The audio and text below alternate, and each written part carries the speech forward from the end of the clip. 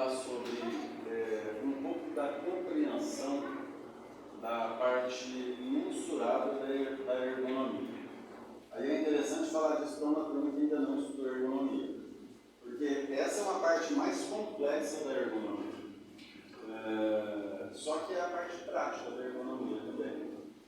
Ergonomia, gente, é a ciência do conforto. Se alguém falar assim, olha, defina a ergonomia, ciência do conforto. A gente tem lá no NE24 algumas coisas que falam sobre o conforto do local de trabalho. Né? Mas, na verdade, aquilo lá está muito mais ligado aos aspectos fisiológicos do que conforto propriamente dito. Ergonomia não. Ergonomia é conforto. E a ergonomia é conforto dentro de qualquer aspecto da macrociência que a gente pensar. Tem ergonomia na arquitetura, que é como o conforto vai se relacionar nos ambientes. Você quer ver uma coisa interessante? Quando esse prédio aqui foi projetado para salas de aulas não terem ar-condicionado. Essas aletas aí fora, essas aletas de alumínio, dentro do projeto arquitetônico, elas receberiam o vento e canalizariam o vento para dentro do prédio. Porém, é um problema de processos licitatórios, né? A gente trabalha em empresa pública, a gente passa por isso mais. Quem normalmente faz o projeto não é uma pessoa que está aqui próximo de nós, às vezes nem conhece muito bem as características da nossa região. Aí encontra uma região que no inverno faz uma média de 16 a 17 graus, e aí se a janela ficar aberta, esse troço canalizando o vento aqui dentro de um frigobar. E no calor faz 40 graus, sem vento, a letra não resolve para nada, exceto para esquentar e transmitir o calor aqui para dentro. Então, assim, são falhas de ergonomia, só que uma ergonomia voltada para o processo da arquitetura. E aí acaba resultando na instalação dos ar-condicionados nas salas. E aí nós temos ergonomia dentro do campo da engenharia civil, nós temos ergonomia dentro de outros vários campos, inclusive o campo da segurança e da saúde ocupacional. Até muito pouco tempo atrás, né, até minutos antes da revisão daquilo que a gente chama de 9N17, a ergonomia dentro da segurança do trabalho ela era para a segurança do trabalho.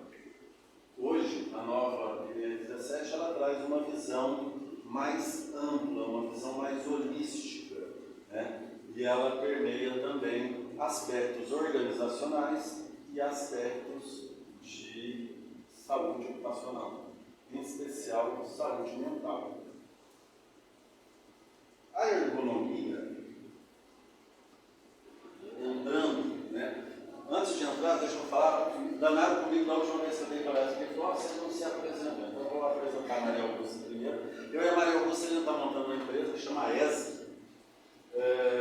A gente resolveu montar essa empresa por um fator bem claro. A gente começou a entender que a maioria das empresas, elas estão olhando a segurança do trabalho com olhos sancionadores, com olhos voltados para o aspecto normativo, vamos dizer assim. E quando a gente olha só norma, a gente pensa em sanção. Sabe quando você vai fazer uma investigação de acidente, o camarada senta na sua frente, assim, ó, o acidentado, e você fala assim, olha, o que você estava fazendo na hora do acidente? Aí passa mil coisas na cabeça da pessoa, tem que amenizar o que eu estava fazendo. Eu não posso falar aqui que eu estava comendo pipoca no local de trabalho onde o paciente Covid estava.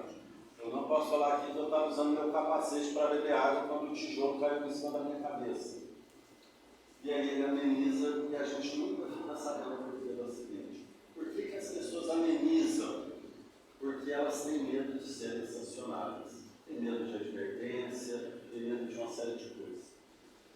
E aí a gente pega quem que é a pessoa mais nova aqui da sala.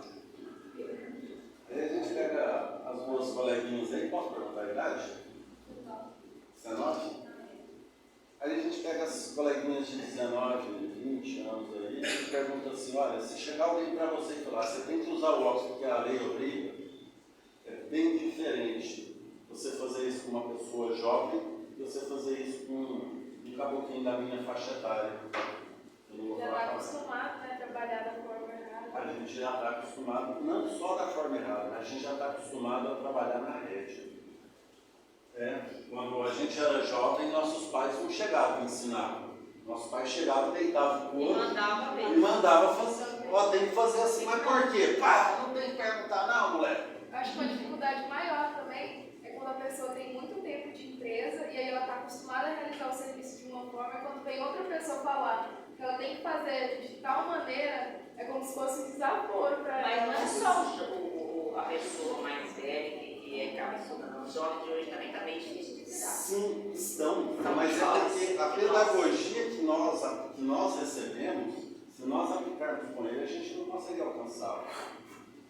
Hoje a gente pega criança de 7 anos e discute tete a tete com a gente. Porque a pedagogia que é usada conosco não funciona mais com eles.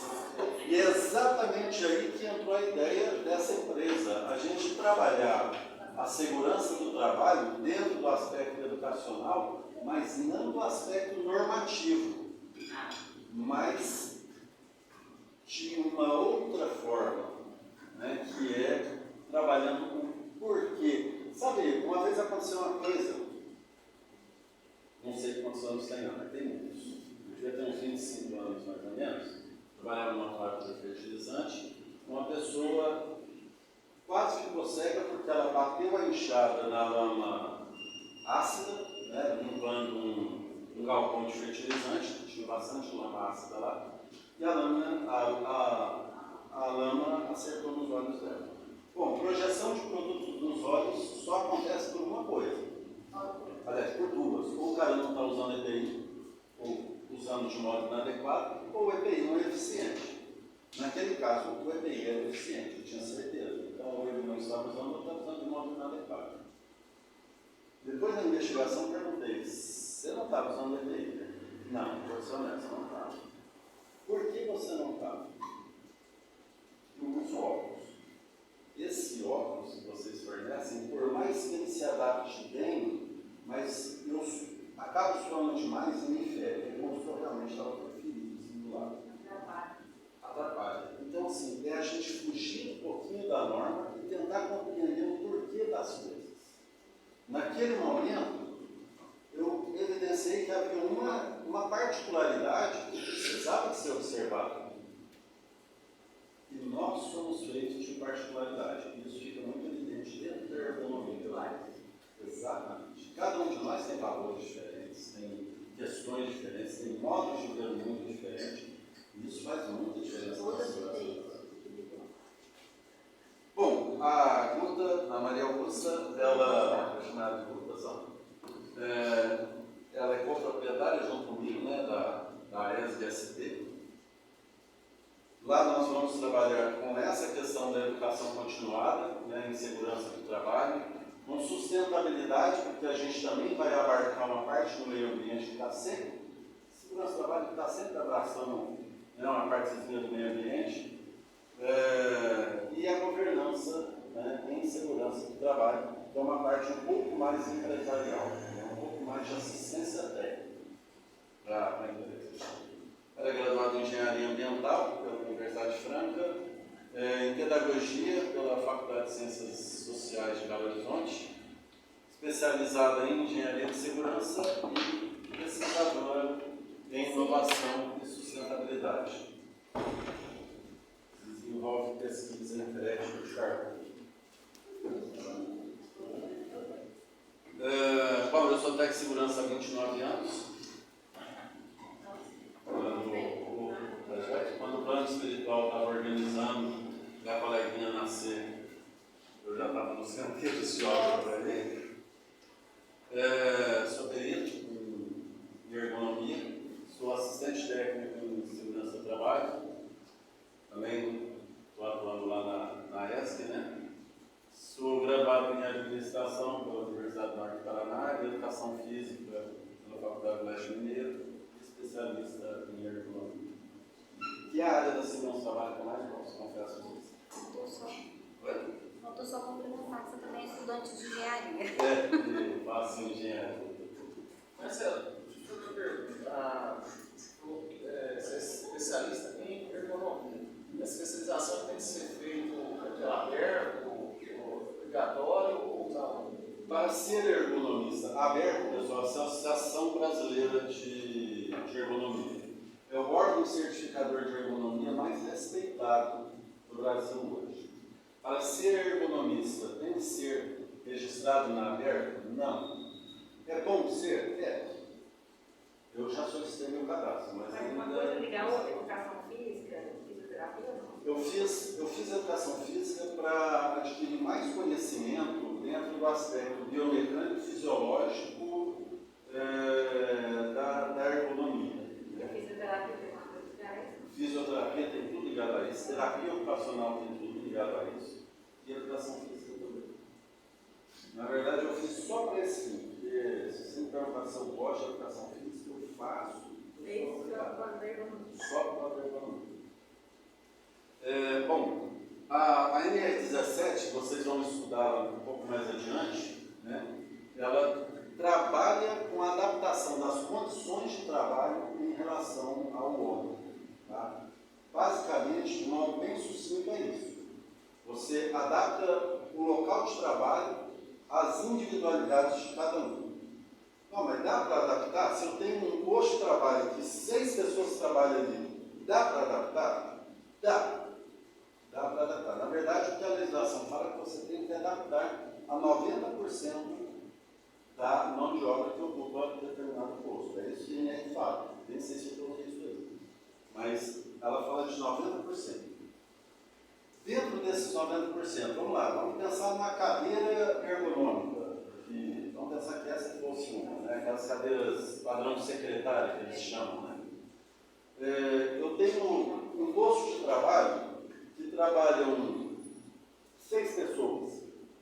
E eu preciso adaptar, comprar uma cadeira que se adapte bem a 6 pessoas. Aí eu tenho uma pessoa que tem 1,80 m, uma que tem 1,70 m, uma que tem 1,50 m, uma que tem 1,60 m. Um é mais obeso, outro mais magrinho. Um soa o dia todo, o outro soa um pouco menos. Né? Tudo isso faz diferença para a ergonomia.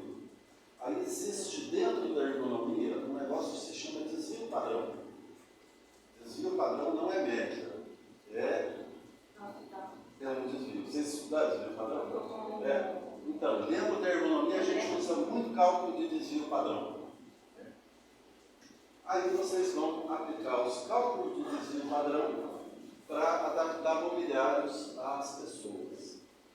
Aí hoje em dia existe ainda uma tecnologia mais legal, uma mesa que se aperta um botão e ela levanta e abaixa. Né? E aí nós temos outras possibilidades também, tem banco de posição semi-sentado, para quem tem que se locomover muito, mas secretaria, por exemplo, técnico de laboratório, né? Deveria ser assim para o vendedor do boticário, né? Que não pode sentar, hoje em dia eu não sei como é que é, antigamente não podia sentar, né? Ficar em pé o tempo todo. A maioria dos vendedores tem muita loja que a pessoa não pode sentar. Um dia eu perguntei para uma gerente, se ele cansar, como é que faz? Vai no banheiro um pouquinho. Um absurdo. Bom, as condições de trabalho, elas incluem os aspectos de levantamento de peso, né? Levantamento e descarga de peso, né? Empurrar e puxar, né? Movimentos repetitivos, o mobiliário, o posto de trabalho com máquina, trabalho com equipamento, trabalho com ferramentas, né? Tudo isso está relacionado à ergonomia. A ergonomia, se a gente parar para pensar, ela surgiu lá nas cavernas. Quando o homem pegou um tacape e falou assim, nossa, se eu moldar isso aqui para ficar mais parecido com a minha mão, vai ficar mais fácil de matar o coleguinha.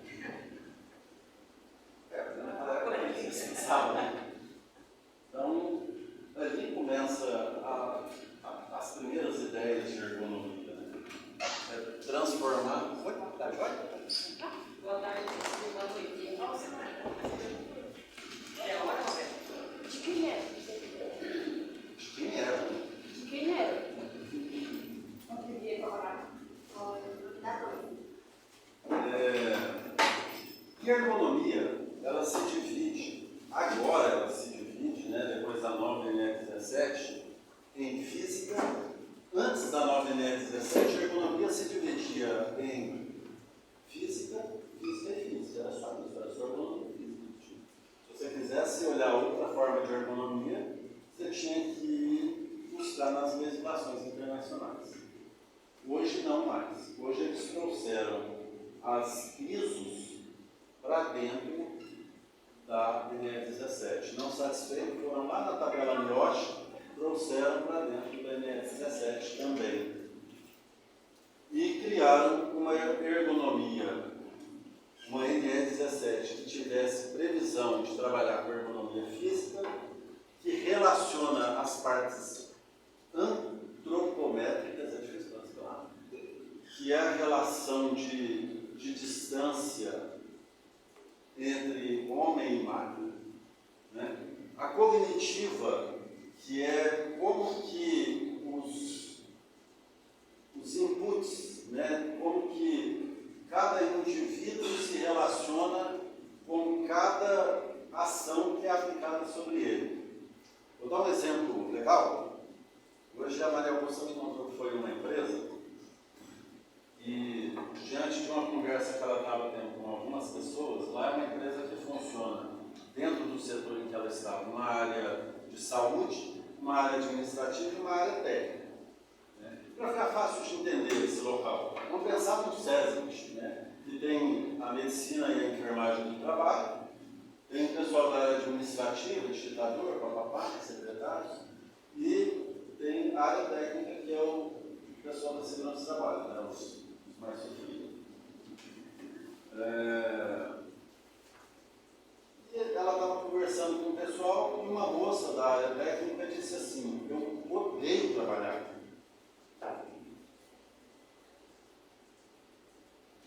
E nesse local existem outras pessoas que gostam de trabalhar lá. Mas então qual que é a diferença das duas individualidades? Por que tem gente no mesmo local que ama o local e tem gente que não ama? Talvez. Vamos pensar num exemplo extremamente idiota, mas bem interessante para analisar esses inputs. Existe um passarinho que eu adoro escutar ele cantar. E quando eles param no fio do poste lá em frente de casa, eles cantam todos ao mesmo tempo. Chama maritá. Gente, eu amo aquele barulhinho. Ela faz uns barulhinhos muito interessantes. A minha esposa odeia aquele barulho. Mas eu conheço o barulho. Eu não gosto de barulho de chuva, muita gente gosta. O meu cachorro odeia a maritaca. O meu cachorro enlouquece dentro do quintal. E eu enlouqueço de ouvir o meu cachorro latir. Então eu toco a maritaca por conta do meu cachorro. Mas é o mesmo input, mas fisiologicamente a gente responde diferente. E isso ativa de alguma maneira o nosso aspecto cognitivo. E tem um aspecto organizacional. Dentro da ergonomia, a gente tem que considerar muito o aspecto organizacional. Às vezes você trabalha numa empresa que tem um excelente salário e te segura lá por causa do salário, mas que tem pouca mão de obra. Então, você se vê submetido a um regime escravizante de trabalho, porque você está sobrecarregado. E acaba desenvolvendo burnout. E acaba desenvolvendo burnout de outros. Né? Mas você não sabe. Você sabe que está adoecendo dia após dia. Sabe aquele dia que você acorda e fala assim: nossa, não tem que ir para cá. Enhaca de novo. Mas você não sabe, porque o salário fica muito interessante. Isso a gente vê demais. E isso é um aspecto organizacional dentro da ergonomia. Não é uma questão que alterar só o layout do posto de trabalho vai amenizar. Não é uma questão de vamos contratar uma psicóloga organizacional para fazer um bate-papo aqui com a galera. Não vai amenizar, mas talvez não vai trazer resultados positivos.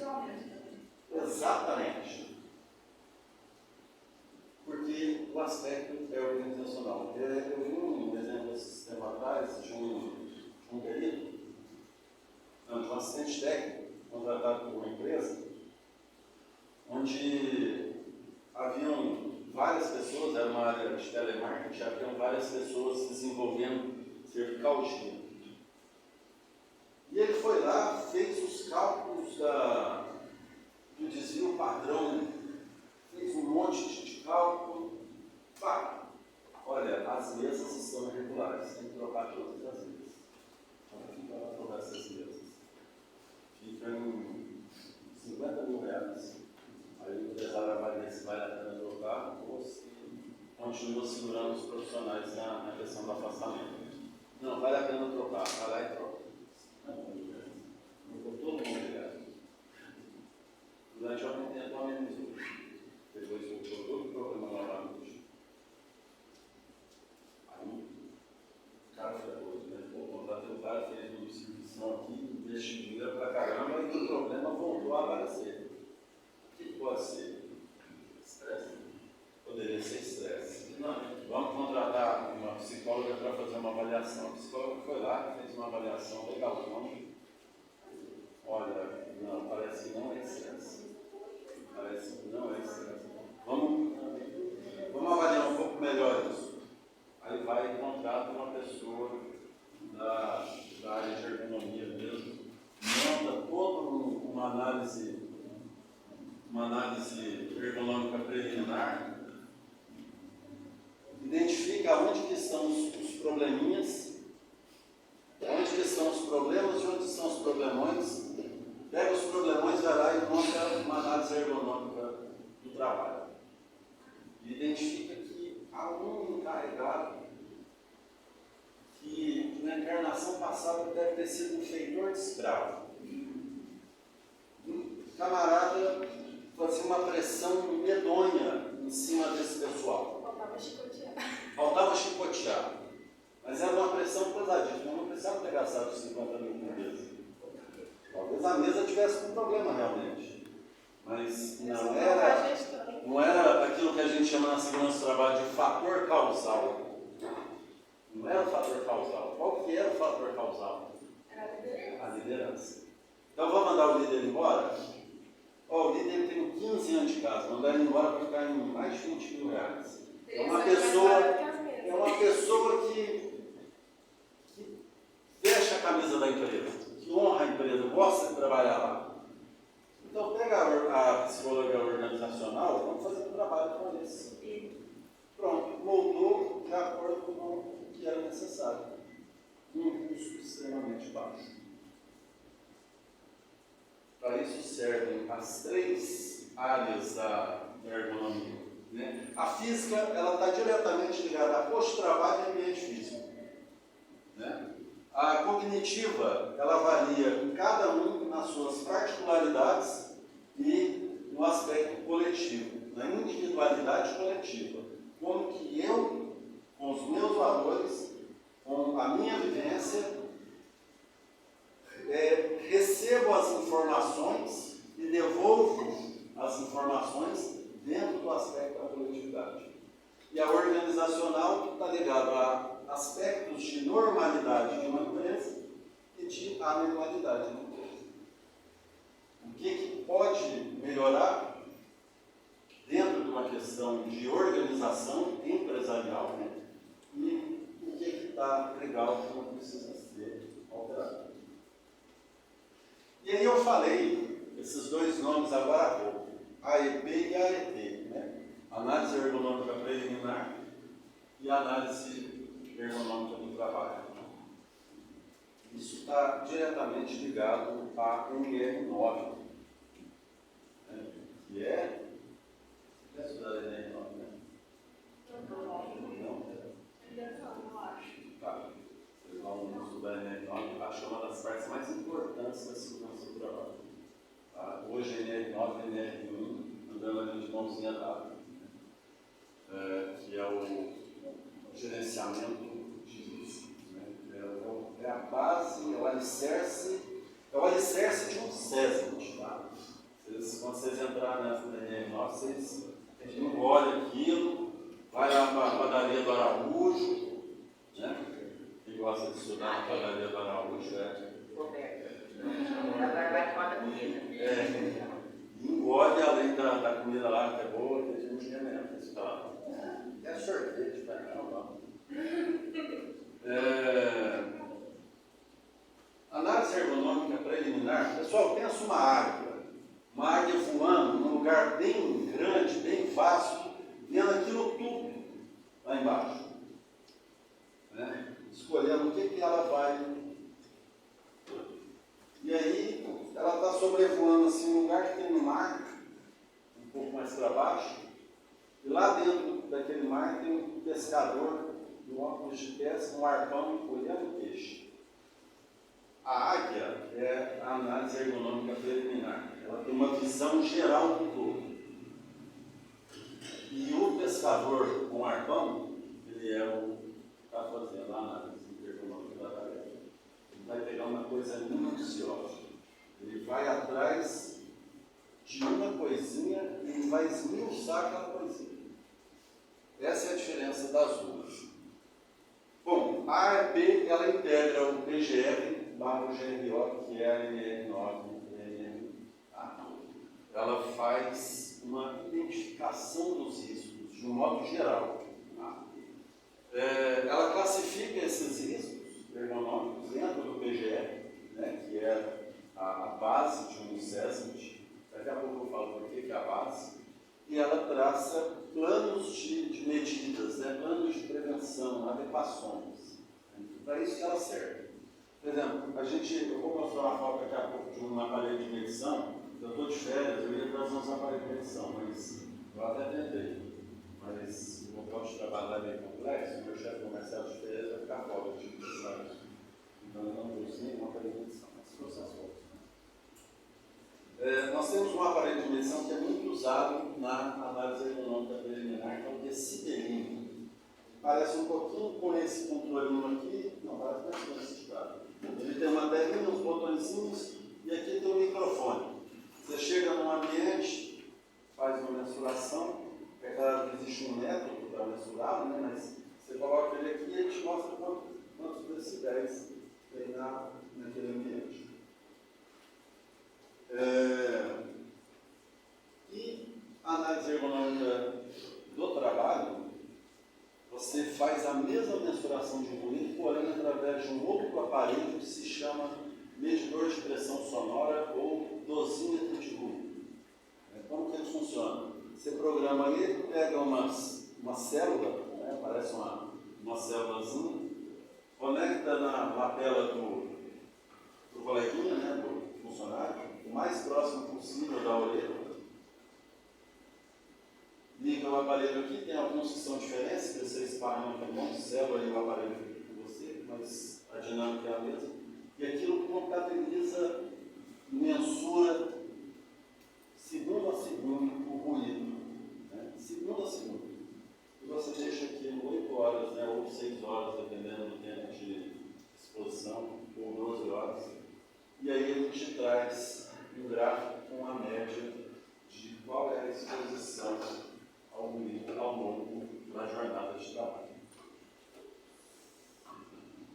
Se você tem um profissional que entra com uma ação contra a empresa, alegando que ele estava exposto a um ruído acima do limite de tolerância, né, 85 decibéis para 8 horas de exposição, e esses limites variam para quem trabalha 6, deve ser 87, não me lembro exatamente, para quem trabalha até 12 horas deve ser 84, 85, uma coisa assim. E você vai fazer essa mensuração, tá, em casos de ações judiciais ou em casos de uma possível surdez, né, ou em caso de uma dúvida maior se realmente a medição com decibelímetro está correta, né, não, parece que não está legal, porque durante algum tempo no dia isso varia. Você pode fazer com você. Ou quando há uma solicitação médica, né, quando o médico trabalha cheio, fala, olha, naquele caso pontual ali, faz uma avaliação do dosímetro de vai lá e faz também.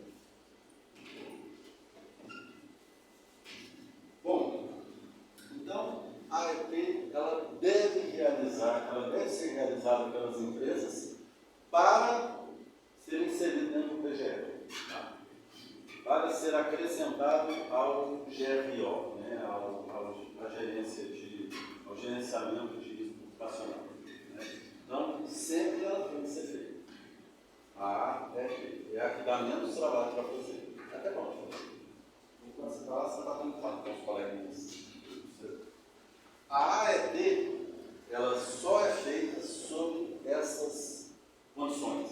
Quando há, na análise, uma demanda, né, quando existe alguma dúvida, quando você pode realmente extrapolar, né, quando você vai reformular uma situação, um problema, né, olha, a gente tinha um equipamento aqui que fazia um ruído, nós já fizemos uma mensuração em dosímetro, o ruído era de 87, nós enclausuramos ele, agora eu quero saber quanto que é. Essa aqui formulou um problema. Eu acho que agora abaixa.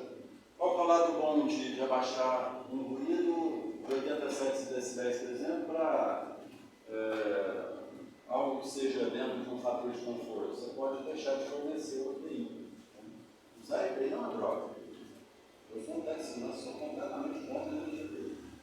Mas... Não tem que usar não? Oi? Não é para usar não? EPI? EPI você usa quando todas as outras formas de controle foram ineficazes. Aí você entra com EPI. Ele deve ser evitado. É. Primeiro você tem que adotar o É, adota todo o coletivo. Não foi o suficiente, não. Então você aí adota o EPI. Mas normalmente as pessoas vão direto no EPI. Tem mais para cá. Mas não é. Entre aspas, né? Eu fui comprar um protetor auricular esses dias, né, para quase cair das pernas, né, que falaram isso.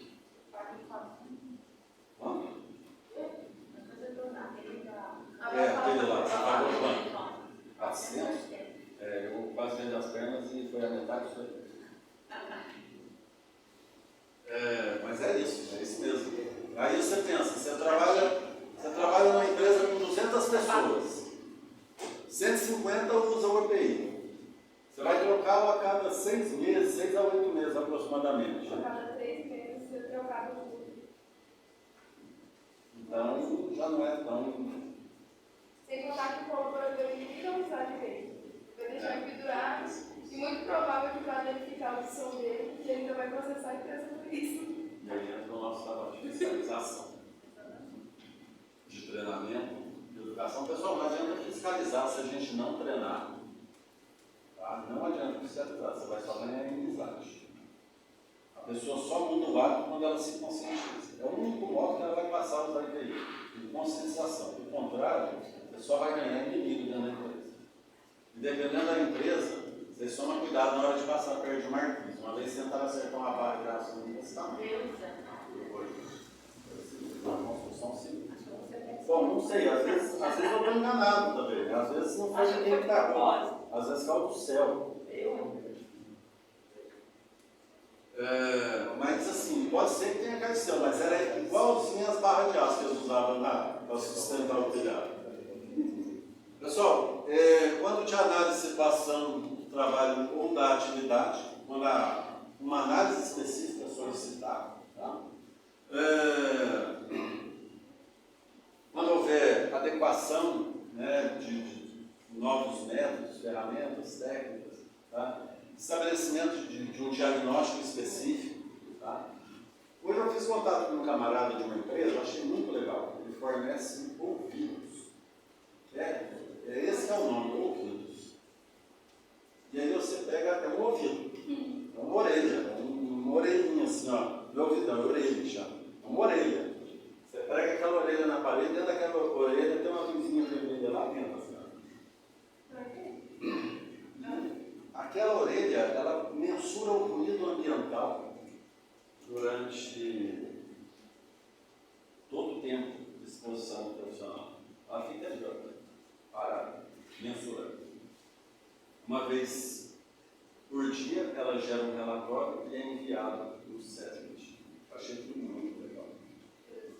E além de mensurar ruído, ela mensura a luminância do local também. Nossa, eu achei tudo massa. O valor do aluguel dela era R$150. Eu falei, gente, muito mais barato manter uma orelha dessa. Mensal. É muito mais barato manter uma orelha dessa pendurada numa parede, porque. Não, do que comprar um dosímetro de ruído que custa quase R$ 7.000. Os mais baratos, entre 5 e 7, os mais baratos. Que tem que calibrar uma vez por ano, deve ser uns R$ 1.200 a calibração. Mas assim, ainda não sei qual que é a legalidade da coisa. Eu sei que ele é autocertificado, porque a gente tem que fazer, uma vez por ano, na pré-medição, nós fazemos uma calibração. Ele é enviado um certificado. Ele é autocertificado, ele se recalibra automaticamente, né? E o cara me explicou isso, e a cada 2 anos eles enviam de volta para a fábrica para fazer uma calibração na fábrica. Eu não sei se legalmente isso é aceito, por ser a cada 2 anos. Porque o fato de ser autocalibrado, os que a gente compra também, a gente tem que comprar um dosímetro, um calibrador manual, para fazer um encaixe e calibrar sempre antes de usar. De todo modo, é necessário. Então, essa autocalibração é natural. E legal, ela normatiza essa calibração, tudo, a NH para tudo. Cara, eu acho muito legal. A NH01, ela normatiza a calibração de... Ela normatiza tudo em matéria de avaliação de médico. Bom, e quando o PCMSO sugerir a necessidade, quando o MEC trabalha sugerir a necessidade, tudo isso a gente tem que fazer avaliação ergonômica do trabalho. Tá? Mas não sei se você vai falar, você falou da análise preliminar, análise ergonômica do trabalho. Eu acho que todo mundo entendeu, né? A análise preliminar ela é obrigatória e ela é uma visão mais ampla, e a análise ergonômica, quando surgiram algumas demandas, exigências, aí ela passa a ser obrigatória, ou recomendada obrigatória. Aí eu pergunto assim, o técnico de segurança pode fazer a análise preliminar e a análise ergonômica que deve fazer essa para... Não sei se você vai falar sobre isso, só para deixar claro para eles. Vamos lá. Aí entra numa vacância da lei. A legislação ela não determina quem pode ou quem deve fazer as análises ergonômicas. Entende-se que todas as pessoas que têm um conhecimento prévio de ergonomia podem fazer uma análise ergonômica. Mas quando a gente pega uma análise ergonômica de um profissional que não tem conhecimento de biomecânica, de fisiologia, de cinesiologia, e compara com alguém que tenha tido um estudo um pouquinho mais aprofundado nessa matéria, você consegue perceber uma discrepância muito grande. E agora eu vou até mais além. Enquanto ergonomista, eu posso fazer análise cognitiva. Mas, eu vou ser muito honesto, se você pega uma análise cognitiva feita por alguém da área psicológica e por alguém de qualquer outra área, é completamente diferente.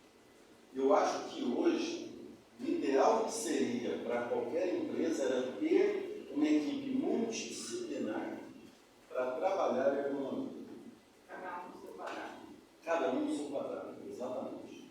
A parte da ergonomia organizacional e da ergonomia física, ela é mais tranquila de ser trabalhada pela maioria dos ergonomistas, mas em especial a ergonomia cognitiva, existem muitas correlações que podem influenciar no resultado final do gênero. Vai direto para o homem, né, do ser humano. Vai direto para o ser humano, exatamente.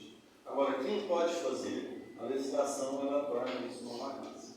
Ela fala que é quem tem habilitação. Aí alguns órgãos de classe, eles individualmente falam, olha, isso aqui é uma atividade sua, né? Mas... Só fazendo uma complementação, Marcelo. Hoje, a maioria dos engenheiros se formam e não estão preparados para fazer uma análise ergonômica cognitiva. Passa a parte daí, já vai um psicólogo mesmo, um terapeuta, alguma coisa assim. Mas, normalmente, normalmente são quem são os encarregados para fazer, aí é onde gera também mais conflitos. E outra, quando a gente fala de uma análise ergonômica dentro do aspecto da fisiologia, por exemplo, né, da biomecânica, nós temos modos de aplicar isso utilizando ferramentas, a gente vai falar delas mais adiante, utilizando ferramentas ergonômicas para isso. Tá? Utilizando gráficos de Excel, você só entra com os dados ali e ela te traz o resultado dentro de estudos científicos. Né? É quantitativo. Isso, uma análise quantitativa. Agora, uma análise cognitiva, ela não tem como ser quantitativa. Então, quando a gente é contratado para fazer um trabalho dentro de uma empresa, a gente sugere. O cara fala, não, é você. Não, então tá.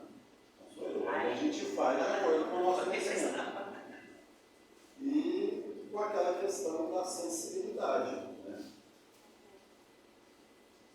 Tem que ter em mente, dentro da questão cognitiva, é isso. Você está lidando com um indivíduo dotado de um monte de sentimento. Bom, respondeu? Bom, a AEP, né, ela é contemplada dentro dos aspectos das análises de risco, né, de delitos, que é a NR1, né, e a antiga NR9, né, que antigamente se chamava PPRA, agora é PGR. Né, e toda análise ergonômica preliminar, ela tem que ser documentada e arquivada por 20 anos. Pega tudo, põe numa gavetinha, põe numa pastinha, põe a data que foi realizada. Né? E fica ali por 20 anos à disposição da fiscalização do trabalho. Mas e se o indivíduo que foi analisado morrer? Né? Tem uma hora que todo mundo vai morrer. Se o indivíduo que foi objeto de estudo, de repente, está andando ali numa rua, abre um buraco no chão, ele cai e vai direto para o inferno. Morreu, paciência, mas o trem tem que ficar guardado. Está lá os 20 anos. Está lá os 20 anos, não pode ser destruído.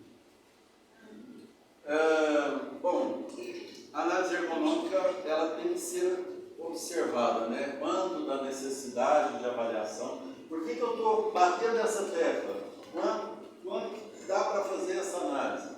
Porque, gente, isso toma tempo.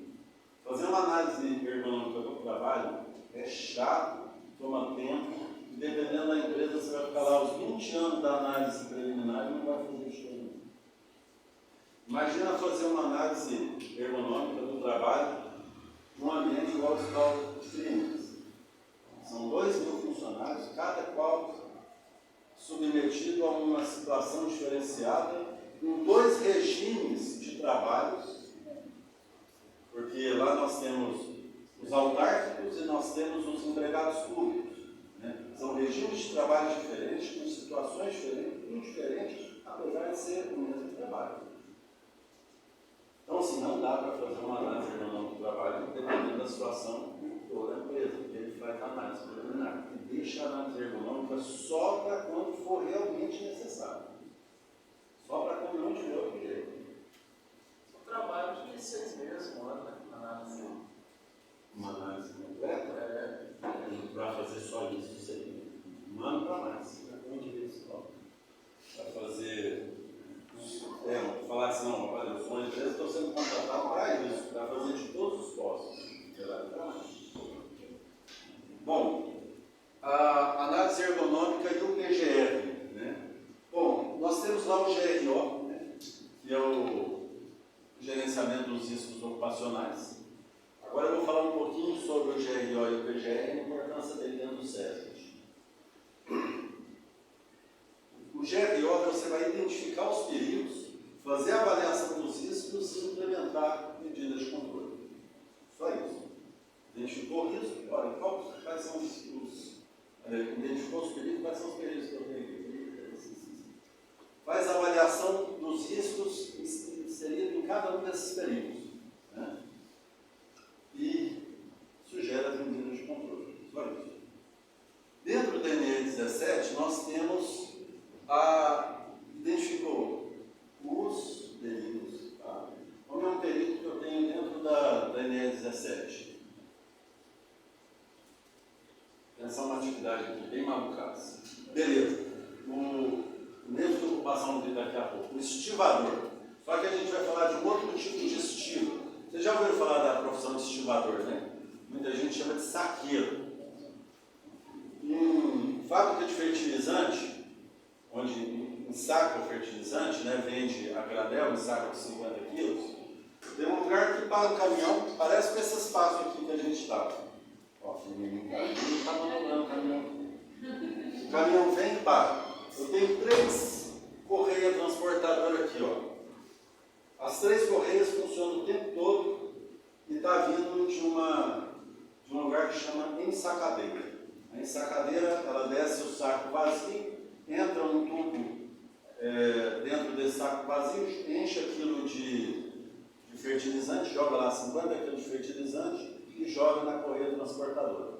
Aí fica o saqueiro aqui, ó, na traseira do caminhão, esperando o saco de fertilizante vir. Ele pega aquilo na cabeça, joga aqui, volta aqui, pega na cabeça, joga, faz 5, 6, 7, 10 pilhas de saco dentro da carroceria do caminhão. Acabou aquela linha, vem para outra linha, vem para outra linha, até que o caminhão está cheio de saco de fertilizante. Vou fazer uma pergunta antes disso. É uma atividade repetitiva? É uma atividade repetitiva. A gente acha que a atividade repetitiva. Vou só dar o chave, né? É uma atividade repetitiva. Ele passa mais de 50% do tempo dele executando a mesma função. E pior, é pesado. Tem muita gente que fala assim, não, o cara está acostumado. Não, o cara pode estar acostumado. Mas, com o tempo a coluna dele vai para o saco de fertilizante. Exatamente. Literalmente. Então, identificamos um perigo aí, a coluna dele vai para o saco. Quais são os riscos que eu tenho inserido aí? Olha, o saco pode cair sobre ele pode em algum momento ter algum problema osteomuscular repentino ali, cair com o saco em cima. Então você levanta uma série de riscos inseridos naquele período. A hora que ele pegar o saco, ele pode ter às vezes ele já está tendo uma extrusão, às vezes ele já está com um disco intervertebral para romper. A hora que ele saco dessa cabeceira, ele vai romper. Vai ter uma lesão mais grave. Então, você levanta lá uma série de avaliações, né? Coloca os riscos e sugere as medidas de controle. Aí você vai fazer uma análise preliminar dessa atividade. Você vai verificar o que dentro da ergonomia que essa atividade vai influenciando no dia a dia. E você vai fazer a aplicação das medidas de prevenção.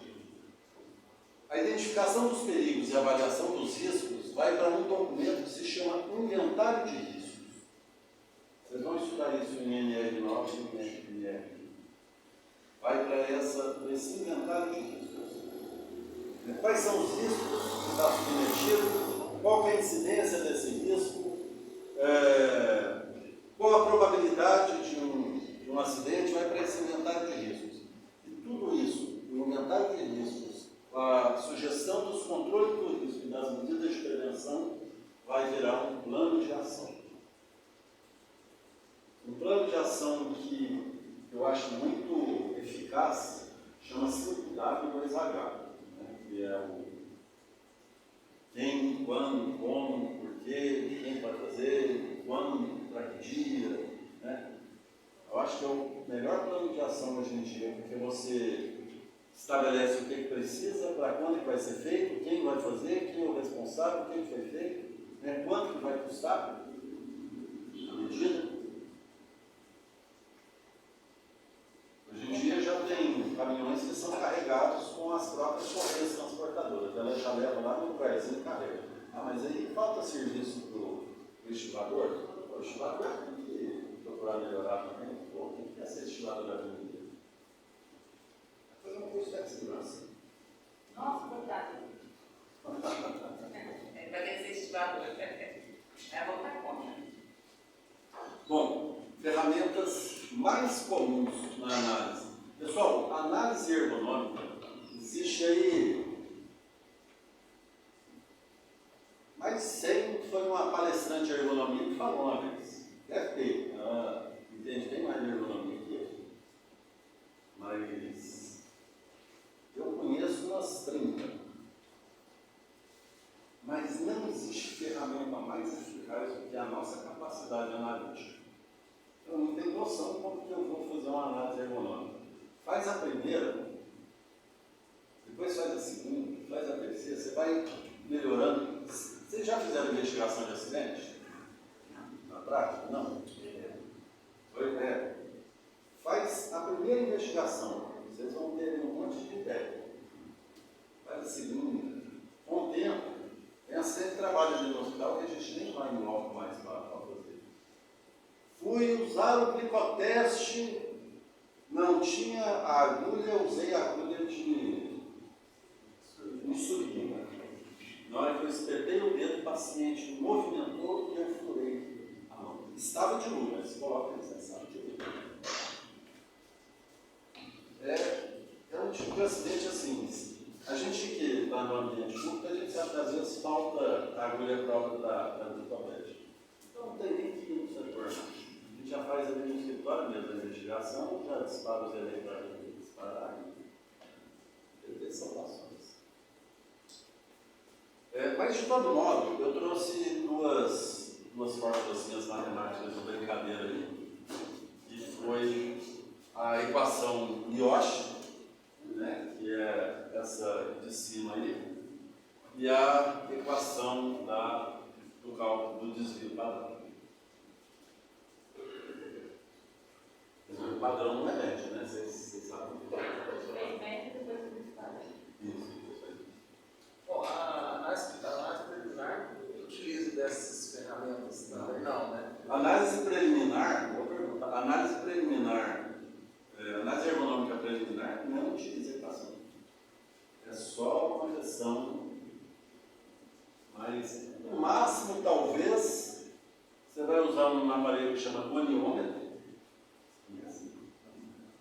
O goniômetro ele é uma régua assim, ó.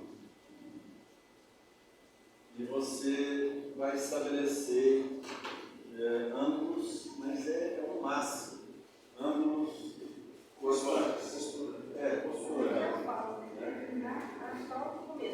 A análise preliminar é só a clínica geral. Muito raramente você vai precisar de alguma outra coisa. Só se tiver alguma dúvida mesmo. Às vezes o profissional pega aqui um negócio e coloca aqui. Mas você olhando, às vezes não dá para perceber se o ângulo está certinho com o ombro ou está um pouquinho elevado. Pegar. Não é alguém que celular de casa. Tá falando não. Dá para conforme. Tem, pode ser? Alguns equipamentos de análise ergonômica comuns, tá? Termohidroanemômetro são equipamentos que a gente utiliza às vezes na análise ergonômica do trabalho. Serve para medir temperatura, umidade do ambiente, velocidade do vento. Algumas atividades a velocidade do vento influencia, principalmente atividades dentro de câmara fria, tá? Porque quanto mais vento circulando dentro de uma câmara fria, mais frio é a sensação térmica. E mais Objetivos também, né? Algumas... A norma anterior, eu acho que eu trazia. Por exemplo, se você estiver estudando e tivesse a janela aberta, trabalha sua concentração, por exemplo, né? Não trabalha. Eu tenho TDAH. Frio me atrapalha de qualquer Eu, se eu estiver sentado do lado da janela, um vento batendo na minha orelha, fazendo. Eu não estou acontecendo mais nada, né? O luxímetro, que mede o índice de radiação luminosa, né? O índice de luminância, propriamente dito. Isso está diretamente ligado à questão do conforto. E isso é uma das coisas que me lembra a Maritaca, tá? Porque a forma como eu percebo fisiologicamente a iluminação, ela percebe diferente, ela percebe diferente. E nós temos uma luminância de conforto tem que ser, sempre que possível, considerado. A ergonomia ela também gera salubridade de casa. Não. A ergonomia não. Mas alguns fatores físicos inseridos na ergonomia, sim. Então, qual que é Por a exemplo, função da ergonomia da segurança do trabalho? melhorar, auxiliar a produtividade. É aí que entra, quando a gente é contratado para realizar uma análise ergonômica, onde você tem pessoas adoecendo, você tem como mensurar quanto que aquele empresário está perdendo, né, em função de afastamentos e baixa produtividade. Normalmente se propõe mudanças com valores menores que isso, porque senão o empresário pode falar assim, olha, para me compensar mais arcar com os afastamentos. Tem muito empresário que não pensa assim. Marcelo, se você pensar no hospital de clínicas, todo mundo pensa no hospital de risco biológico, os afastamentos são por questões ergonômicas. Eu não sei nem se eu posso falar isso, mas vou falar assim. A maioria esmagadora dos afastamentos num certo hospital se dá por CDF. CDF são doenças relacionadas a estresse. A maioria esmagadora. Mais de 50% dos afastamentos são CDF. Como é que faz para conseguir ir Oi? no médico, né? Que isso? Não. Você quer fazer também? Problema ergonômico. A maioria deles é problema ergonômico. Tem os ossos musculares também. Tem muito afastamento ósseo muscular, mas a maioria esmagadora são problemas relacionados ao estresse. Mas o estresse não vem só do trabalho. Você já sai, tem gente que já sai de casa estressado. Não, mas mas característico. Qual é o médico que passa? O quê? Qual que é o médico que passa? Esse monte de... Para poder saber do estresse. Olha, eu tenho um psiquiatra amigo meu, que ele fala assim, não, eu dou afastamento, eu não vou mandar afastamento não, eu só dou afastamento em 16 dias. Ah, é. Já entra dentro desse. Já entra no INSS direto. Vai ser. Não, porque deixa eu ir nele. Oi? Deixa eu ir nesse psiquiatra aí. Vai mandar te internar já. Mas é o que você falou, a ergonomia O primeiro que eu organizacional. fui me mandou, o primeiro que Essa vai mandar questão agora. Vai te Vai ser internar. A organizacional e a cognitiva entra nessa... O primeiro que eu fui falou que eu tava na ponta da cabeça. Eu tenho que tomar. Ah, você falou. Pessoal, nós temos o dosímetro de ruído e o decimetro. Não, eu fui embora. Nós temos medidor de estresse térmico, que calcula temperatura ambiente, só que esse medidor, diferente de um termômetro pontual, ele calcula a temperatura do ambiente dentro do aspecto da atividade realizada. Por exemplo, se a sua atividade é mais fatigante do que... Por exemplo, se eu tenho uma sala que a temperatura é 23 graus, é uma temperatura de conforto. Tá? É confortável trabalhar a 23 graus, segurando a hidratação.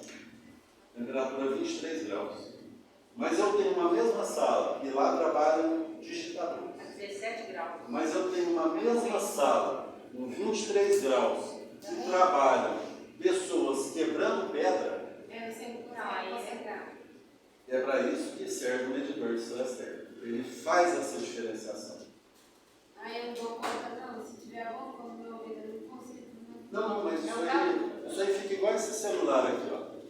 Ele fica plantado num tripé, dentro de um ambiente, fazendo a mensuração. Pra saber se tem algum. Isso. Só isso. Medidor de vibração. Pessoal, medidor de vibração serve para algumas atividades específicas em que a pessoa tem vibração corporal, por exemplo, quem usa um martelete, né, aquele montador pneumático. Então, faz o uso desse... Hoje em dia existe, né, a função, antigamente era o servente que usava. Né? Aí, de vez em quando ele estava numa coisa, de vez em quando ele estava em outra. Mas grandes empresas já contratam profissionais especializados. Quando eu falo grandes empresas, estou pensando numa construção industrial pesada, né? Aí ele contrata o operador de martelete, que é um cara que está lá na NR12, já recebeu o treinamento de operação de martelete, né? Que é a NR12 do Rio, graças a Deus. Porque, enfim, aí aquele cara não é só para aquilo. Então o operador motosserrista, né? Aquele cara que trabalha com motosserra, fica lá com a vibração da motosserra o tempo todo. Então, a gente faz a mensuração porque, gente, tem uma coisa que foi mal para a saúde por causa da vibração. Nossa, é terrível. Já dormi na vibração. Bom, então os métodos mais usados, aqui eu trouxe os mais usados mesmo, tá? Método ZOA, tá?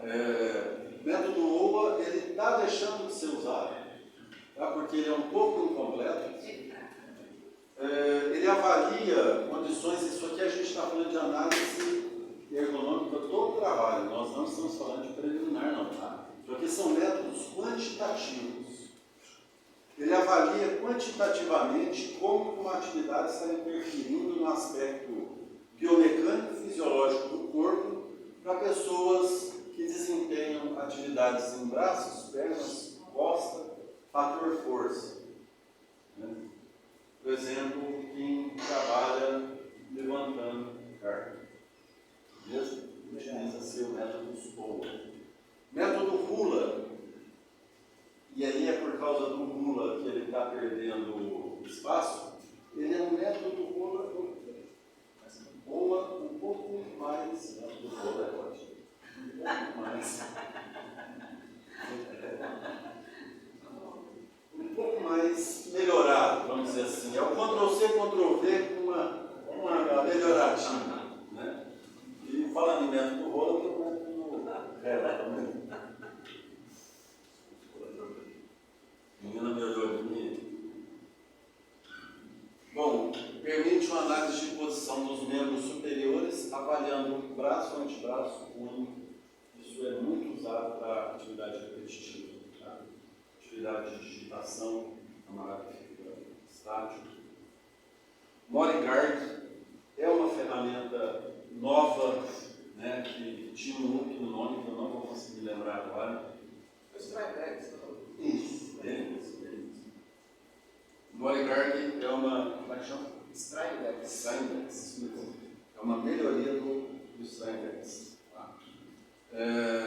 Também utilizada muito em movimentos repetitivos, principalmente trabalhos com Mas ele também entra por exemplo, no pegador, que ele pegar a caixa, uma coluna, para Mas tem trabalhos mais repetitivo sentado. É mais trabalho repetitivo, sabe? Mas e se o camarada, vamos lá, eu tenho um sobrinho que ele trabalha como digitador fiscal numa empresa, só que quando sobra tempo ele vai lá para as cargas de caminhão. Né?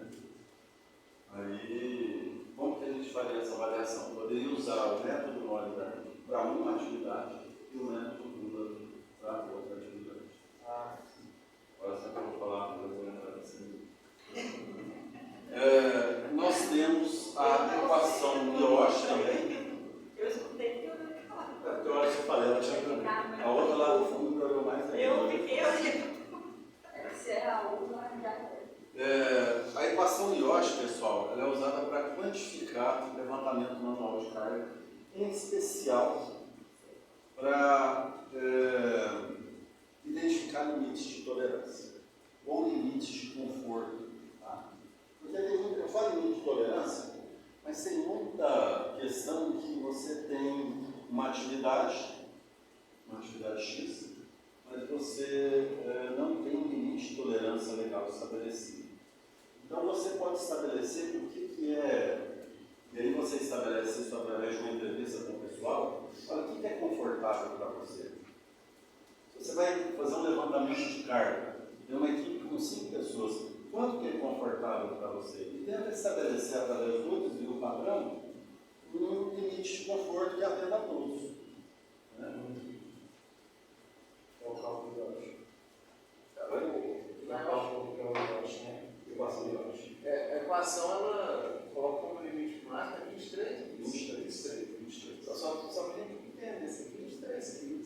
estabelecer Peso. limite de tolerância máximo. Para o homem pegar? Ih, mas aí o trabalhador carrega muito mais que 23. Não, mas é muito pouco Mas- também. Tem uns que gostam de assim, carrega o próprio peso. Mas pensa uma coisa, 23 quilos, se nós Deixa eu pensarmos, voltar para a gente explicar de novo. a gente vai assistir. O ruim é contínuo, né? Então, pensa uma coisa, se nós estivermos falando de 23 quilos para você levantar, guardar em um determinado lugar, é uma coisa. Vamos pensar em bem menos, vamos pensar em 16 quilos. Extintor de CO2.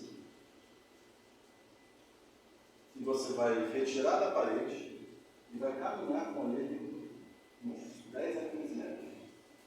Ele pesa 16 quilos. Gente, aqui, pra gente que é velho, eu vou falar homem, mas aí fica. Que já pede. Já é, não, então é terrível. Não, 16 quilos, né? Porque a inflação, ela vai te falar do risco de lesão. Isso. É o risco de lesão. Então, por exemplo, se você assenta aqui, fala que pode levantar 60 quilos. Ok. Mas na hora que você aplicar o método, ele vai falar, o funcionário está adoecendo porque o risco de lesão é alto da atividade.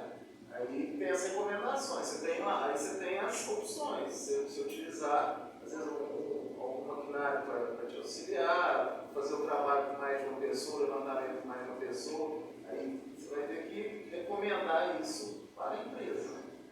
Vocês já fizeram inspeção no local? Nós vamos na usina dela. Só que assim, Aí lá vocês observaram as pessoas trabalhando no Curitiba? Eu só fui na hidrelétrica. Eu fui justamente para o economista. Na Volta Grande? Lá no Ceará. Lá capaz que o pessoal estava trabalhando mais certo do que. A gente foi lá fazer, ele já tinha ido lá, né? E a gente foi ver, fazer visita para ver se eles estavam seguindo corretamente as instruções que elas tinham colocado, né? E a gente fez as comparações em fotos, né?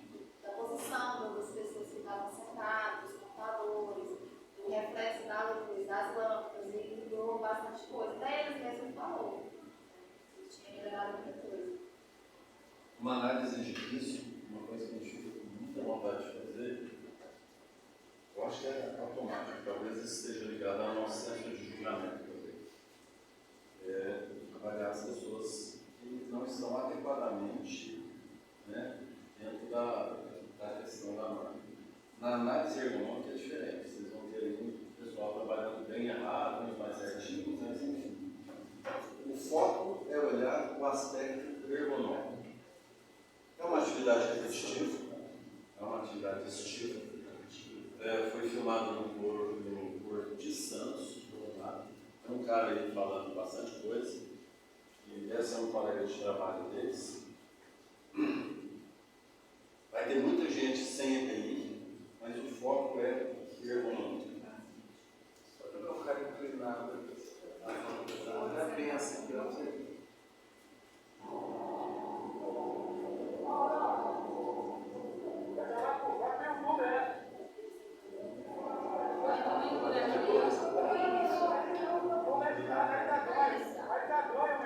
O homem não tem medo de cair, não.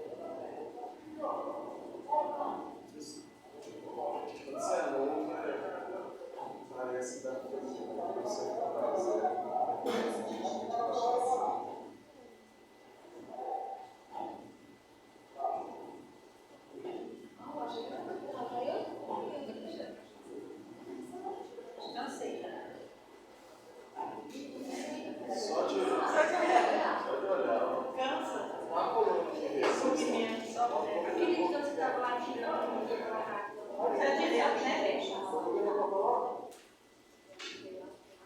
Então a gente vai fazer uma análise econômica dele.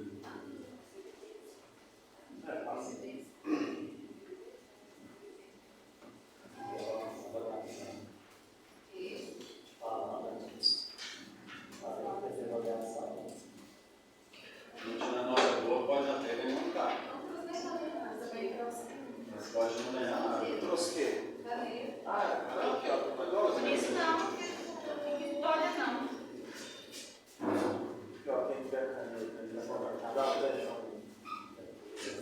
Legal, eu te falo.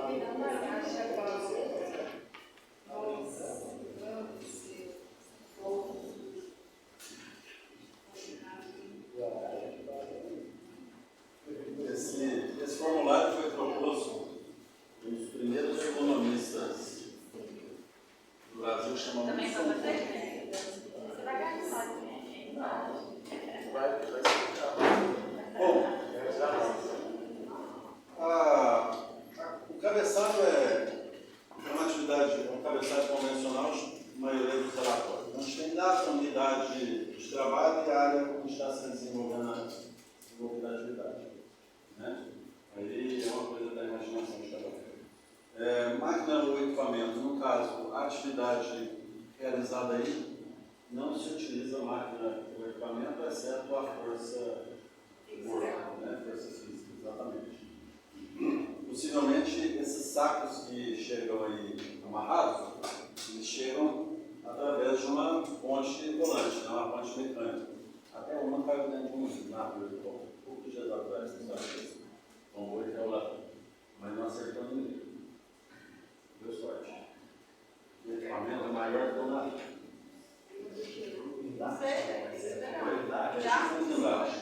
Só que ele funciona através de uma ponte rolante.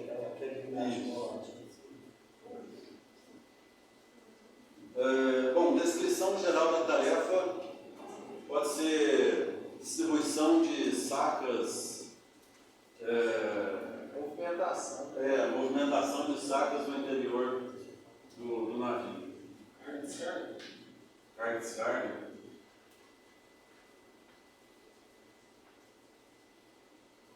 Movimentação de quê? Qual que é o peso desses sistemas? Deve ser limite, né?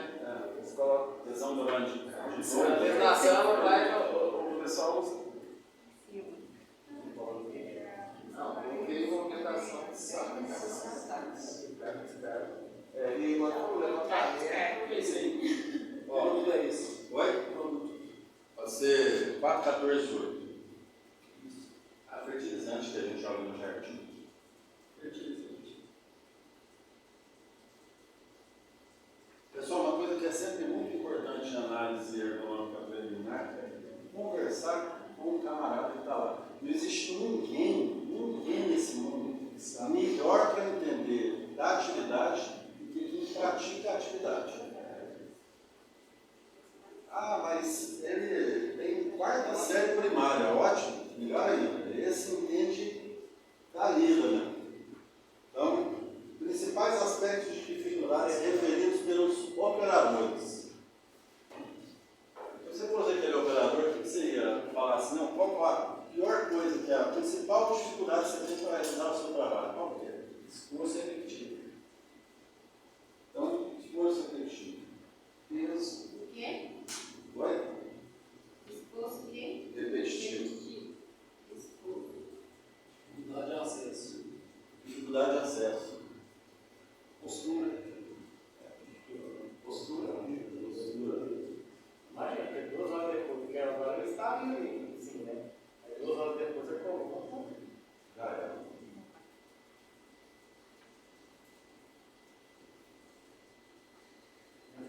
Vamos chamar você de 19 anos? Se você tivesse ali, qual que ia ser a sua pior queixa ali? Dores musculares. Desconforto. É. Desconforto econômico.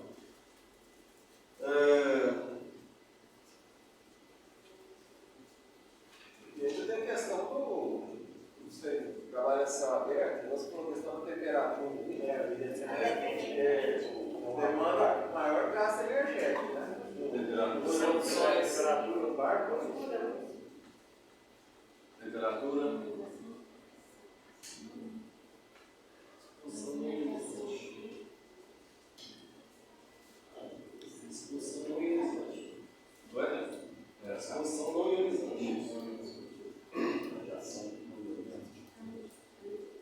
Mas é interessante, né? A radiação solar, ela é não ionizante, mas ela causa câncer de pele.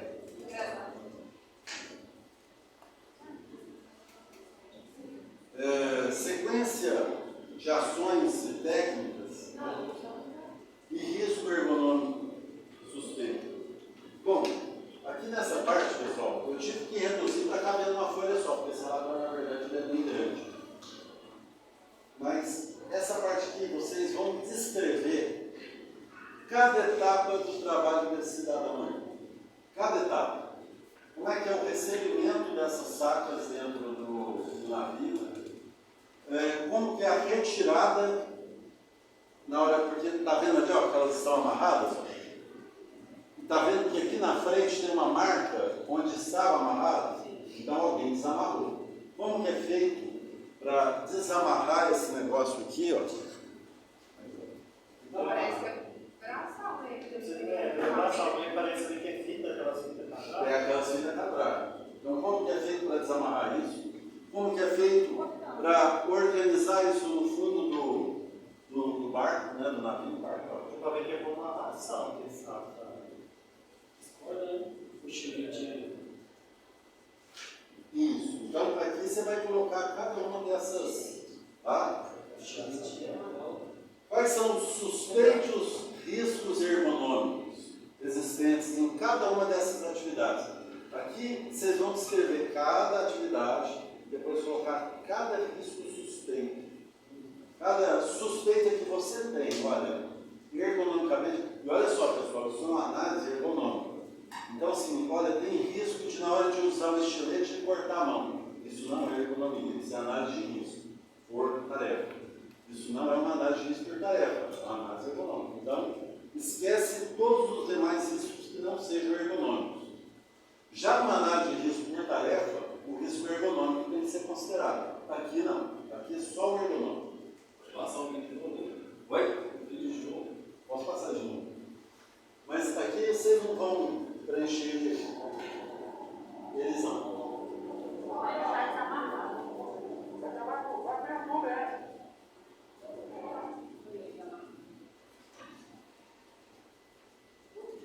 E aí, as partes do corpo que estão envolvidas em cada risco que vocês adicionarem. Quais são as partes do corpo?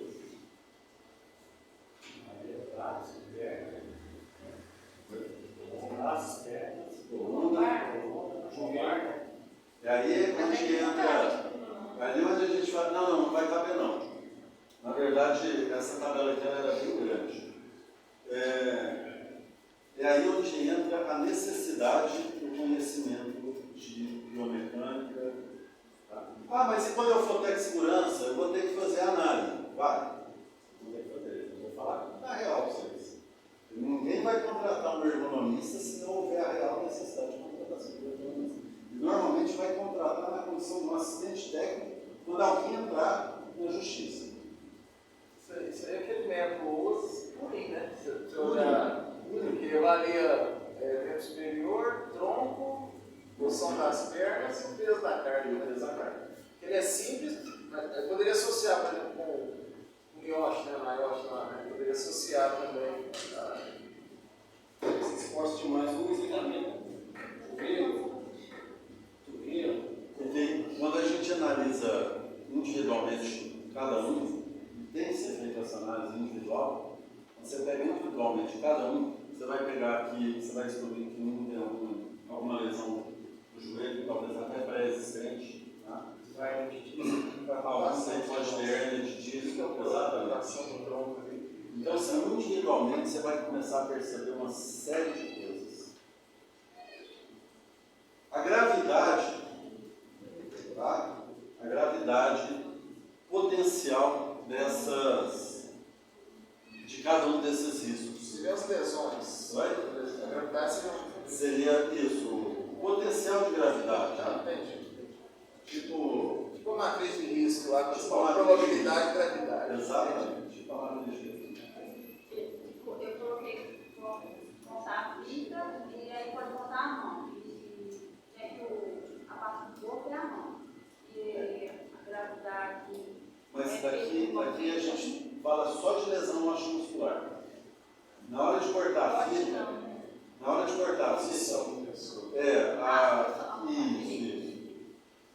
Na hora de cortar a fita, o risco de corte, ele já não é mais ergonômico. Ele é um risco da tarefa. Na verdade, é um risco de acidente. Você vai avaliar a postura, o esforço dele, a ferramenta, o esforço dele. E às vezes o esforço manual para cortar as exatamente o corte. E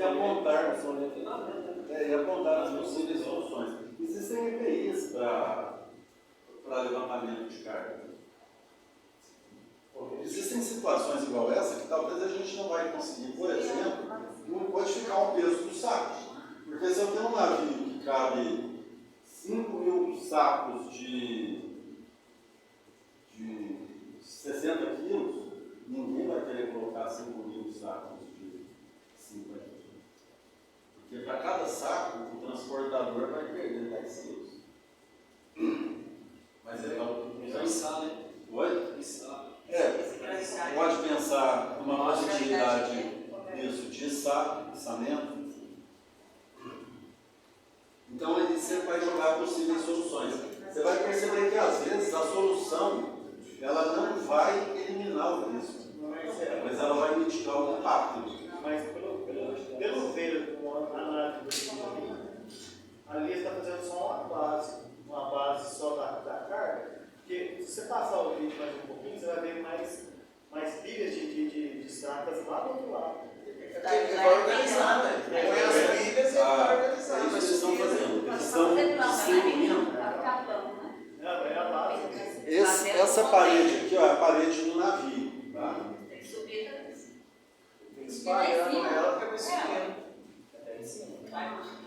O casco de um navio cargueiro é desse jeito. Isso aqui fica tudo cheio. Esses caras são mais ou menos aqui, ó. Isso.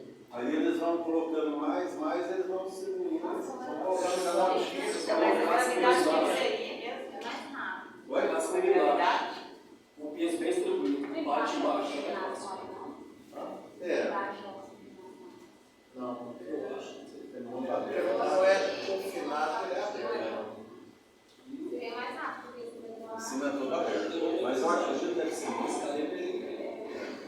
Eu já trabalhei embarcado já, mas era um navio completamente não era um navio de carga, era um navio de extração de petróleo. Ele é bem diferente, esse aí é bem menor. Esse trabalhador, o contrato dele não é um contrato. Eu esqueci, tem um nome assim. Eles chamam de sindicato, mas é tipo um cortador de caminho. É o chapa. Eles contratam uma pessoa que contrata essa pessoa. É tipo assim, faz serviço, não tô olhando. Faz serviço, não tô olhando. Quando você acabou o serviço, não tô olhando. Tem um vínculo empregatício, o cara sempre fraco. É muito. o chapa foi os caminhando rodovia, os caras me chamando para ver se. Pessoal, fatores complementares. Né? Postura para trabalhar. Aí você vai colocar se em pé, se sentado, se andando, se é uma atividade, né, com mais locomoção. Método do turno, verificar se o pessoal, né, se os operadores trabalham no turno, se trabalham em linha de produção, né, tudo isso vai fazer diferença na hora do método de análise. O ritmo é um ritmo pesado, é um ritmo puxado, né, é um negócio pauleiro.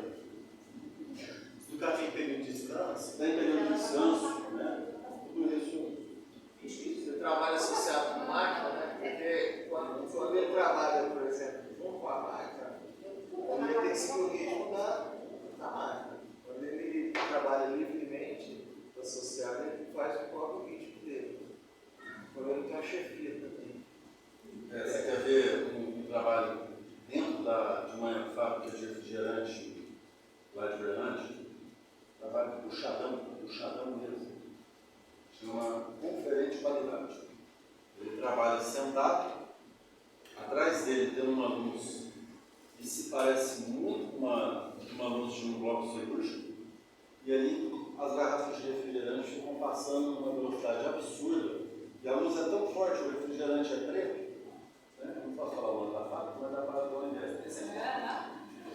E aquela luz branca muito forte atrás da garrafa preta faz o líquido ficar quase transparente. Ali dá para ver se tem grilo, se tem gato, né? Dá para ver se tem dentro da garrafa. Vai dar um sabor. É, não, mas quando você compra um refrigerante e alguma coisa na garrafa, fica tranquilo, eles estão te cobrando só o refrigerante. É o brinde. É o brinde. Pessoal, o tempo de trabalho, tá? Quantidade de horas efetivas trabalhadas e o ambiente, né? Se tem conforto térmico, se tem conforto acústico, né? Faz essas considerações. Foi feita alguma evidência? Normalmente esses chapas aí, O chapa. eles trabalham aí, às vezes eles trabalham em outra empresa. Contabilizar todas as horas. Não. Essa análise é só, mas... Eu Pessoal, evidências, olha só. Eu vou falar uma coisa para vocês. Olha. Na realidade, quando for fazer um estudo de ergonomia, filma. Sempre filma. Tá? É o melhor método de análise que tem hoje é a filmagem. Eu não vou me lembrar o nome de um aplicativo, mas é um aplicativo que eu uso, que ele analisa, ele tem um nome engraçado. Eu depois mando para o Guilherme, viu, Guilherme? E é um aplicativo que vocês baixam de graça na internet, dá para usar gratuitamente, ninguém vai cobrar nada e não vai ficar pulando propaganda.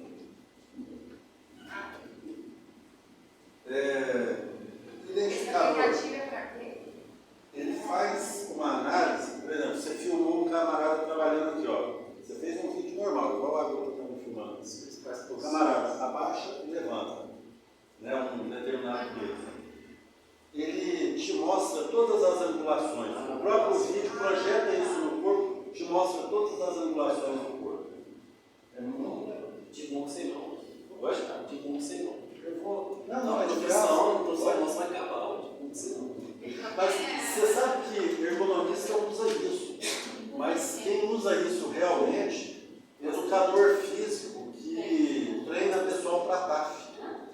Porque ele consegue fazer todos os cálculos, toda a análise para o tiro das corridas serem mais eficazes. Ele foi criado para isso. Aí o ergonomista entrão foi lá e falou: é gratuito. Que doideira assim. Um sistema foi feito com um sistema de código aberto. Bom, instrumento de avaliação, tá? Algum checklist foi utilizado, tá? Foi utilizado o sistema de Morgard, foi utilizado o LDR, ele traz outras avaliações, né? Modelo biomecânico. Bom, aí traz aí uma série de métodos de análise que você pode utilizar. Esse checklist Oi? Esse checklist. Checklist Paul. É o cara que inventou. É o cara que inventou, ele chama Wilson Paul. Mas ele provavelmente não usou, né? Oi? Ele provavelmente não usou. Na análise ergonômica preliminar, provavelmente não. Pelo jeito que tá, o jeito do trabalho, né? Tá. Porque na verdade assim, você vai preencher se você utilizou na avaliação. Você jogou para o seu exame. Ah, tá. E aí você vai estabelecer critérios de prioridade. Pessoal, o critério de prioridade ele vai se relacionar aqui, ó. O que é o critério de prioridade? O que você tem que resolver primeiro e o que você tem que resolver por último. Tá? Avaliação leve, moderada, alta, muito alta. Né? Qual é o risco ergonômico aí? Há dados históricos de preocupações ergonômicas envolvendo essa situação naquela empresa, né? Você tem que avaliar a empresa. Né? Não, há alguma, frequentemente, o pessoal vive adoecendo por aí. Né? Aqui queixas médicas comprovadas não sim. Mas aí eu vou fazer isso. Eu acho. Pô, mas muito. Na verdade, Muito bem feito, né? na verdade, há queixas médicas, onde você vai encontrar esse dado? Lá no médico do trabalho, lá na medicina ocupacional. Estou fazendo essa análise, tem queixa médica de doença óssea muscular desenvolvimento pessoal? Olha, teve isso no ano passado, não, ali nunca teve, já teve. É que em casa, né? Deve ser o trabalho com a MSO, né? Porque, no caso, por exemplo, você precisa ter um formulário lá, sabe de qual atestado, qual sítio está sendo mais usado. Isso aí é um trabalho diferencial. E olha só, existem muitas situações ergonômicas que deveriam ser identificadas no exame admissional. Não são. Não são. Acaba se achando melhor. Tem algum exame. Acaba se achando melhor. Muitas das vezes acaba achando que um camarada adoece e vai fazer uma Não, avaliação. mas tem algum exame precário, mas. Não, tem nada na casa dele. Mas o justiça também tem que ser. Não, Pressão, precário. pergunta se tomar algum remédio. Se tomar, você vai falar que não. Por exemplo, um trabalhador desse. Um Trabalhador desse com hernia de disco, ele pode ser demitido. Um trabalhador com uma situação dessa, né, do trabalho, tem que sugerir. Porque assim, quem que pede o exame é o médico do trabalho. Agora, quem aprova ou não é o empresário. Mas ele põe lá em nada. Oi? Se o médico do trabalho colocar em nada, ele não comprar, né? Um camarada com ele Não, ele uma faz função exame, dessa. mas quem decide não é empresário, porque a hora que ele põe inapto lá, o empresário vai conhecer. Não, Não, se ele puser. Não, você não entendeu. Eu disse assim, o médico do trabalho, ele sugere quais os exames precisam ser feitos. Se o empresário falar isso, vai ficar caro, vamos fazer só o clínico. Ah, tá. Sobre a precariedade. Exatamente. Mas aí futuramente para ele vai ficar mais caro, né? Fica mais Ele vai caro. gastar mais. É. Pois é. Imagina ter que segurar um. Porque chega um momento Aí é afastamento. o profissional fala assim, olha, eu estou com uma hernia de disco que aí vai passar e manda embora porque ele não está produzindo. Chega no médico do trabalho, ele coloca inapto para admissão. Porque está com uma doença adquirida na empresa. Às vezes até já tinha. Às vezes até já tinha. Mas como fez os exames. E aí sugere medidas ergonômicas de melhoria. Tá? Eu estou sabendo disso aí. E cria um plano de ação. O que é o plano de ação? É aquele que eu falei de 5W2H. Primeiro vocês vão implementar a melhoria. Qual que é a melhoria que precisa, por exemplo, você identificou que quando do atestado de contratação do ASO admissional, né, do exame admissional, não está sendo feito um exame um pouco mais aprofundado. Então, o que é a melhoria implementar aqui? Melhoria proposta ao médico do trabalho, que na verdade você vai propor a melhoria. Proposta ao médico do trabalho de realização de exames específicos para tal. Por quê? Há relatos de profissionais com doenças osteomusculares relacionadas à coluna lombar que aparentemente sugerem a possibilidade de uma lesão pré-existente quando há a admissão.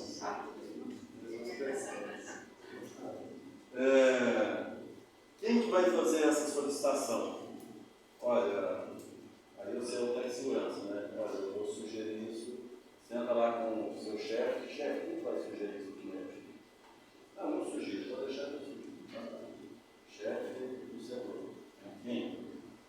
O chefe do setor é um Timolei Goleiro. É isso. Quando? Não, já vou mandar um e-mail hoje, beleza? Aí você vai andar. Como? Por e-mail. Pessoal, esse tipo de coisa é sempre escrito. Tá? Sempre escrito.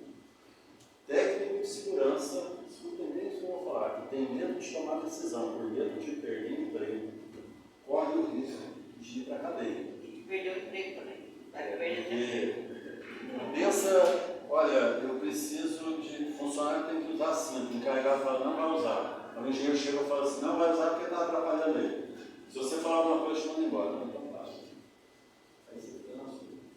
Aí o cara cai do telhado, Aí todo mundo tira da reta, não, mas tem um técnico de segurança que ele não falou nada.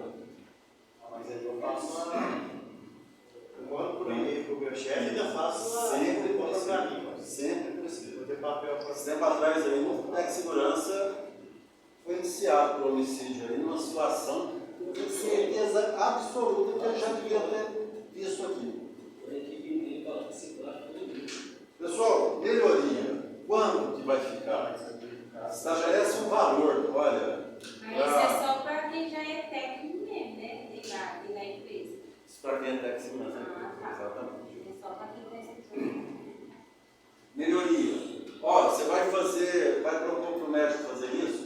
Quanto que isso vai custar? Eu não tenho noção nenhuma, eu não sei quanto que custa um exame mais aprofundado. Não, então você está com o médico. Ô, doutor, beleza, eu estou propondo isso, acho que o chefe até falou contigo. Quanto que fica para a gente fazer isso? Só para eu colocar aqui na planejação. Olha, isso vai custar aí 50 mil por ano. Não, beleza. 50 mil reais. Beleza? Aí vocês colocam lá. Aqui eu coloquei, aqui tem melhoria em investimento, tá? Porque existem algumas implementações que de fato é um custo. Tá? Existem algumas implementações que têm investimento.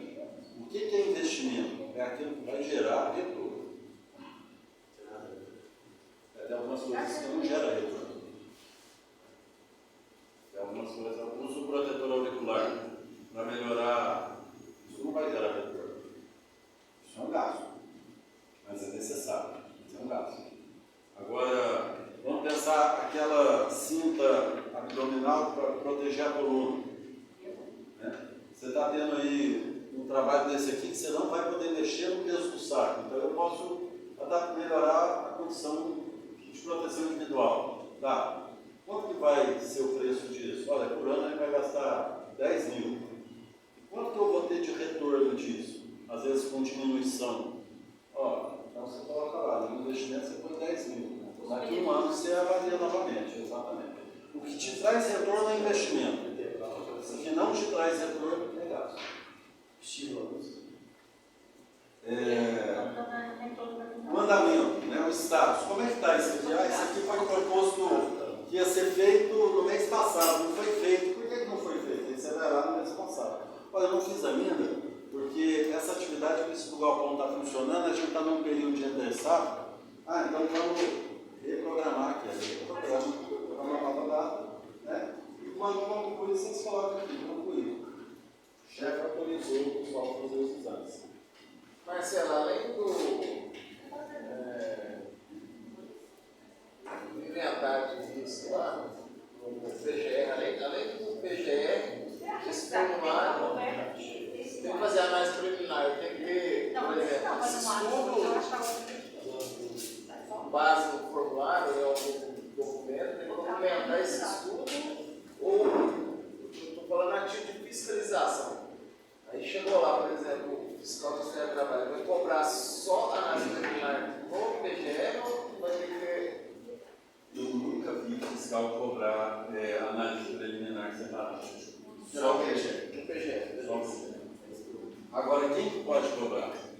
Um assistente técnico também. No caso de uma ação judicial. Você tem aí o PGR? Tem. Aí você vai lá. Como é que você chegou nesse dado aqui? Me apresenta a análise preliminar que você fez. Verdade.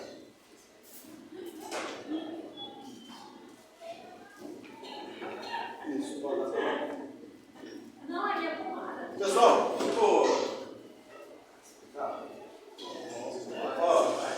eu não entrei com detalhes para ensinar, por exemplo, como se usa as ferramentas. Por quê?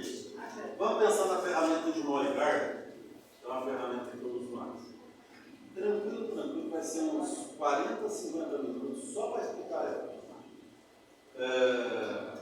Umas também não é muito diferente. É mais ou menos uns 40, 50 minutos só para a gente entender. Então vai ficar cansativo. Eu e a Ruta, a gente estava até montando um curso para trabalhar as ferramentas.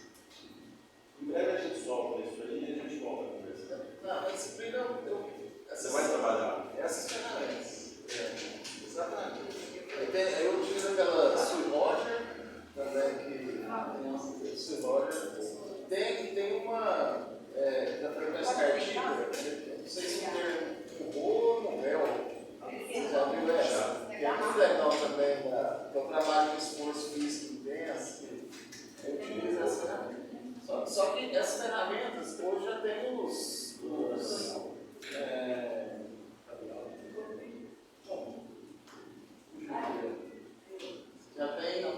você tem os programas de computador, né? Os aplicativos. E aí você só lança os dados e eu passo para eles, mas eu passo as coisas no quadro mesmo. Eu não sei o chamar